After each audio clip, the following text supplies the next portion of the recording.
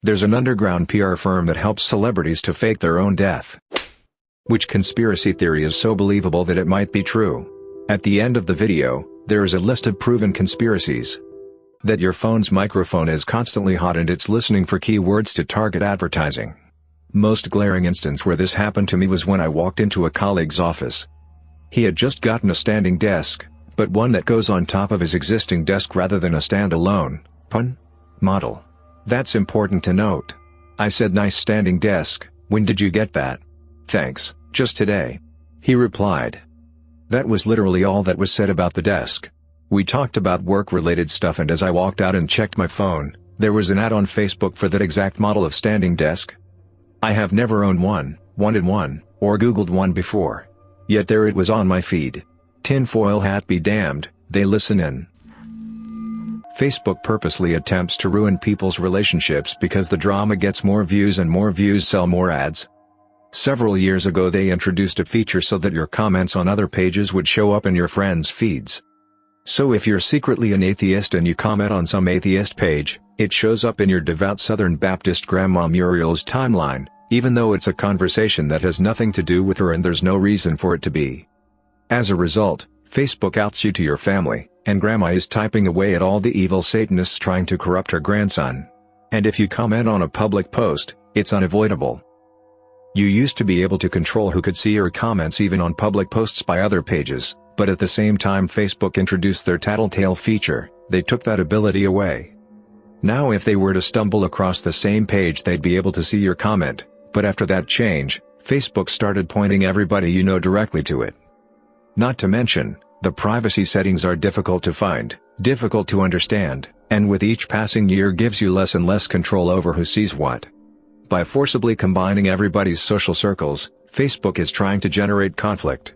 They want to generate conflict because the conflict happens on Facebook, which means people logging onto Facebook more often and seeing more ads. They're essentially an internet tabloid, except instead of showcasing the personal drama of celebrities for clicks and sales, they're doing it to you instead. Ever notice how the vast majority of family drama, relationship fights, etc. these days happens on Facebook? That's by design. Facebook is literally destroying the social fabric to make a buck. Consuming relationship stability like it's an oil refinery consuming crude. That Natasha Jayat was murdered by the Catholic Church for exposing a pedophile ring. Natasha Jayat, a model and TV journalist, exposed a pedophile ring on live Argentinian TV a few months ago, after following cases over the last few years. She had claimed that she would not commit suicide in April of 2018 while investigating these rings, but was found on February 23, 2019 to be dead from suicide. Another journalist she had accused of pedophilia on the airing, Luis Ventura, had uploaded an image of her dead body shortly after she killed herself on Twitter, and then promptly deleted it afterwards.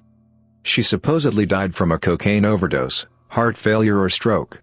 She had said that if she wound up dead, the people she had accused of rape, she was on trial, and it was powerful people, would be guilty. "I won't kill myself, I won't overdose and drown in a bathtub, I won't shoot myself."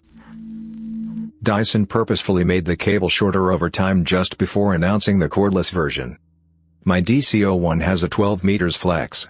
My DC-14 has a 6.5 meters flex. They purposefully made the flex shorter to be an inconvenience and make people want the cordless version.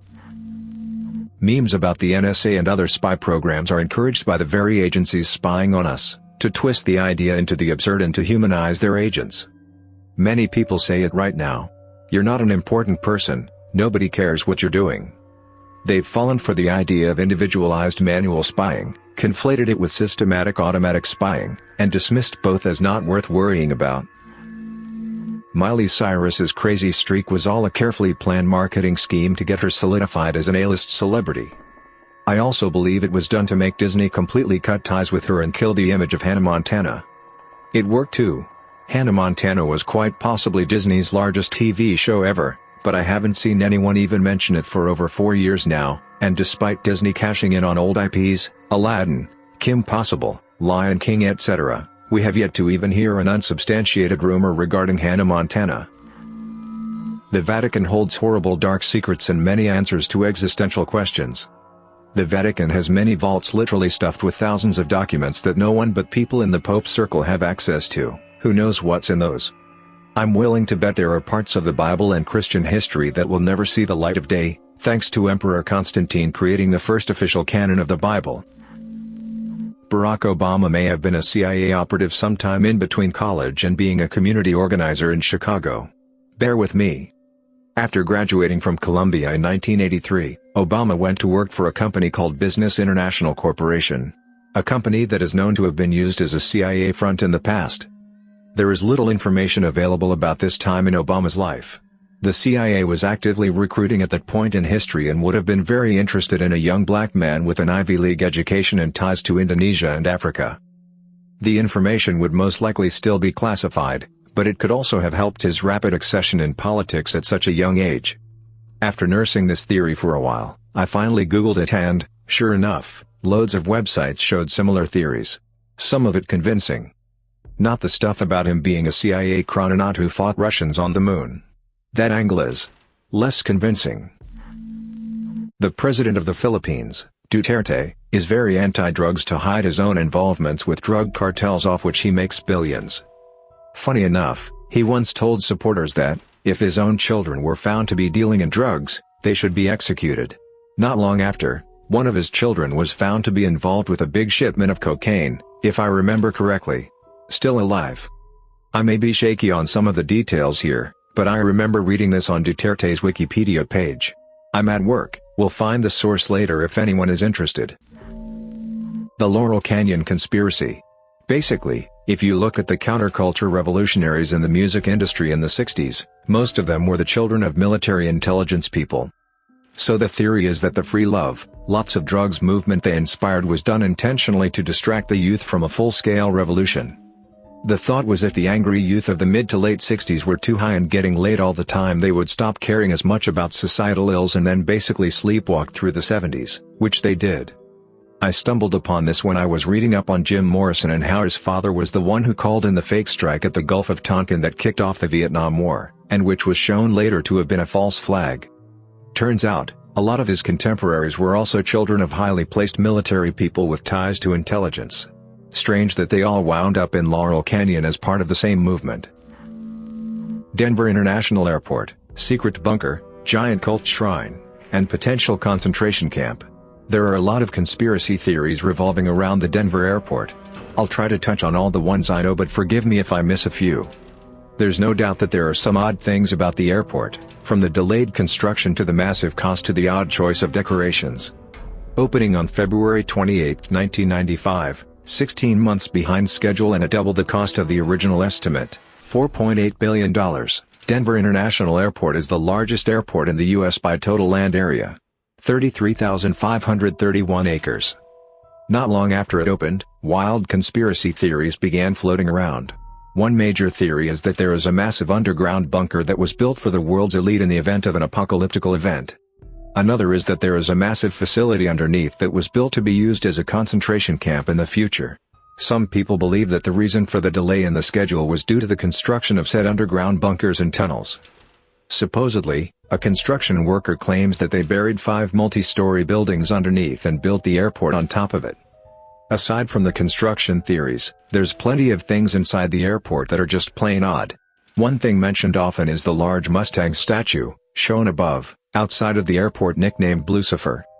A large blue horse with red eyes that supposedly represents one of the 4 horsemen of the apocalypse, death. Oddly enough, the architect who designed the piece was killed when the horse's head fell on him, severing major arteries and causing what proved to be fatal injuries. Another thing people find odd is the dedication stone inside the airport. One of the first things you notice is the large Freemasons symbol in the middle of the stone. Another thing people point to is the date on the stone, March 19, 1994, which if you add up the numbers 191994, you get 33, which is a significant number in the Freemasons, as I believe it is the highest level you can reach in the organization. The last odd thing about the dedication stone is that it says near the bottom New World Airport Commission contributors. People believe this is reference to the New World Order, which will supposedly be brought on by the Freemasons or Illuminati.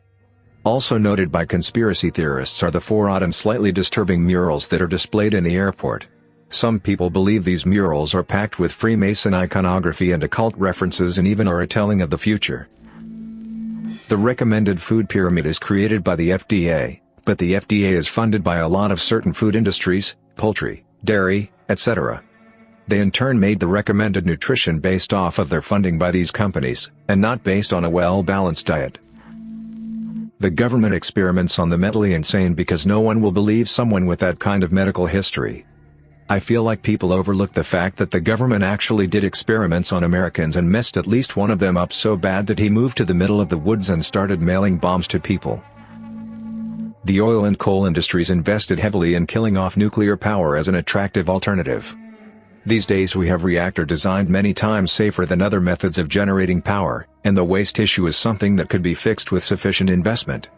Even taking into account disasters like Chernobyl, estimated around 4,000 premature deaths, and Fukushima, 600, nuclear is incredibly safe compared to coal's 5,000 accidents per year. Nuclear kills 90 people per petawatt-hour generated, whereas coal kills 100,000 people per petawatt-hour, mainly because of lung problems worldwide. Even if we don't take into account the climate change contribution, most of those deaths are easily avoidable if we switch to nuclear. Multiple football World Cups have been influenced either by governments hosting them, or other entities out for their own gain. 2002 South Korea/Japan and 1978 and Argentina are the two most obvious ones that come to mind. FIFA is absolutely the most corrupt organization in sports. Snapchat worked with the FBI to popularize, and secretly test and improve, face recognition technology. We went from "wow, this is like magic" to "this is totally normal" in a few years, and there's no way that the technology isn't being used by law enforcement. Have you read the terms and agreements of Snapchat? It's not a big secret that most social media is selling your information, including the one we're using right now. I don't know if it's a conspiracy theory at this point, but a lot of people still don't acknowledge that your internet searches and social media profiles are absolutely being used as training models by major IT companies. I was a drunk college student and had access to them to run AI training. If you still think you're off the grid, you're an idiot. Being frank, it's not a big deal if you don't have dark things to hide. Those people are too busy building the new technological world to care that you look at midget porn. But don't delude yourself to think people don't have access to anything you do on the internet. The idea that genetic services like 23andMe may be selling records to the government and insurance companies. The most notable case is the Golden State Killer, where they entered DNA recovered from the scenes and searched it for relatives. They found several distant relatives and used other information such as genealogical records, approximate age, and location of crimes to further narrow the suspect pool. Then based on that can get a warrant for a DNA sample. There's an underground PR firm that helps celebrities to fake their own death to escape the harshness of the limelight, or if they feel like their life is in danger. For example, Tupac, Biggie, Paul Walker, etc. Most likely a secluded island or possibly a remote country where you're not noticed. Might have changed your appearance. The families would obviously have to be kept out of the loop to maintain plausible deniability. You make a payment to the firm. They keep half and they give you cash when you reach your destination. Everything else is left to your family. That the world's 1% participate in a global human and sex trafficking ring that is untouchable by any law enforcement and often results in the deaths of any who dare expose it. This also extends into a larger world of high-profile crime that is hidden to the world. It is likely that celebrity suicides are often staged to cover up murders related to this secret world. Those with a history of mental health issues are especially easy to cover up. The murders of Honey and Barry Sherman come to mind when speaking of this theory. They were a billionaire couple from Toronto, Canada, who were murdered in their home, which had been staged to look like a murder-suicide. The police initially corroborated the story of a murder-suicide until after the children of the victims gave a public statement saying the police were wrong, stating it was instead a double homicide. Using a private investigator, they revealed evidence in the crime scene that made it clear it was a double homicide. This raised questions as to why the official police statement said it was a murder-suicide. For example, both victims were found bound, and a belt that did not belong to either of the victims was found around Barry's neck. Their murder happened in December 2017, and there has been very little information released about this case since. List of proven conspiracies. 3 members of Congress are demanding answers after a St. Louis scholar's new book revealed details of secret Cold War-era U.S. government testing in which countless unsuspecting people, including many children, pregnant women and minorities, were fed, sprayed or injected with radiation and other dangerous materials. St. Louis leaders were told at the time that the government was testing a smokescreen that could shield the city from aerial observation in case of Soviet attack. Evidence now shows radioactive material, not just zinc cadmium sulfide, was part of that spraying, Martino Taylor said. Government tested AIDS drugs on foster kids. Children not provided with basic legal protection, review finds. Government-funded researchers tested AIDS drugs on hundreds of foster children over the past 2 decades. Often without providing them a basic protection afforded in federal law and required by some states, an Associated Press review has found. The research funded by the National Institutes of Health spanned the country. It was most widespread in the 1990s as foster care agencies sought treatments for their HIV-infected children that weren't yet available in the marketplace. The research was conducted in at least 7 states, Illinois, Louisiana, Maryland, New York, North Carolina, Colorado and Texas, and involved more than 4 dozen different studies. The foster children ranged from infants to late teens, according to interviews and government records. The U.S. Army recently released logs of thousands of experiments conducted at Dugway Proving Ground dating back to the Cold War, providing a glimpse at what the highly secure testing facility has been up to. Some military tests involved human exposure to biological and chemical agents. They loaded up mosquitoes with what they said was an inert disease, an inert bacteria, an inert virus and actually released that on civilian populations in the United States, he said. Immediately after World War II, researchers at Vanderbilt University gave 829 pregnant mothers in Tennessee what they were told were vitamin drinks that would improve the health of their babies. The mixtures contained radioactive iron and the researchers were determining how fast the radioisotope crossed into the placenta. At least 3 children are known to have died from the experiments, from cancers and leukemia. The Imperial Japanese Army's notorious medical research team carried out secret human experiments regarded as some of the worst war crimes in history. Its scientists subjected more than 10,000 people per year to grotesque Joseph Mengele-style torture in the name of science, including captured Russian soldiers and downed American aircrews. The experiments included hanging people upside down until they choked, burying them alive, injecting air into their veins and placing them in high-pressure chambers. The Great Purge, also known as the Great Terror, was a brutal political campaign led by Soviet dictator Joseph Stalin to eliminate dissenting members of the Communist Party and anyone else he considered a threat. Although estimates vary, most experts believe at least 750,000 people were executed during the Great Purge, which took place between about 1936 and 1938. More than 1 million other people were sent to forced labor camps, known as gulags. This ruthless and bloody operation caused rampant terror throughout the USSR and impacted the country for many years. The deliberate starvation of millions in Ukraine in the spring of 1933, the Soviet Union was in the depths of a class war. Soviet leader Joseph Stalin had sent workers and communists from the cities to extract grain from the countryside. We realized, as one of them put it, that it was impossible for us to live on the same earth as these bloodsuckers. The suppression of private agriculture, combined with unreasonable requisitions, caused millions to die that year in the Soviet Union. As the post-San Applebaum reveals in Red Famine, Stalin and the Soviet leadership enforced policies that ensured that the disaster was worst in Ukraine. According to the latest work of demographers, some 3.9 million people died by starvation in that Soviet republic. Until the Holocaust, the Great Famine in Soviet Ukraine was the largest policy of mass killing in Europe in the 20th century. Over the decades, the relationship between Hollywood and the military has served the needs of both sides. Filmmakers gain access to equipment, locations, personnel and information that lend their productions authenticity, while the armed forces get some measure of control over how they're depicted. That's important not just for recruiting but also for guiding the behavior of current troops and appealing to the U.S. taxpayers who foot the bills. National Cine Media, which sells ads in movie theaters, paired the Army and 20th Century Fox for a marketing campaign designed to reach potential recruits. The campaign intercut footage from the Fox superhero movie X-Men: First Class with images of real soldiers as a voice-over intoned, heroes, ordinary people who discover they can do extraordinary things. The spots played in cinemas, and exit polls of 17 to 24-year-olds leaving the movie theater found that those who saw the ad were 25% more likely to say they would consider joining the Army.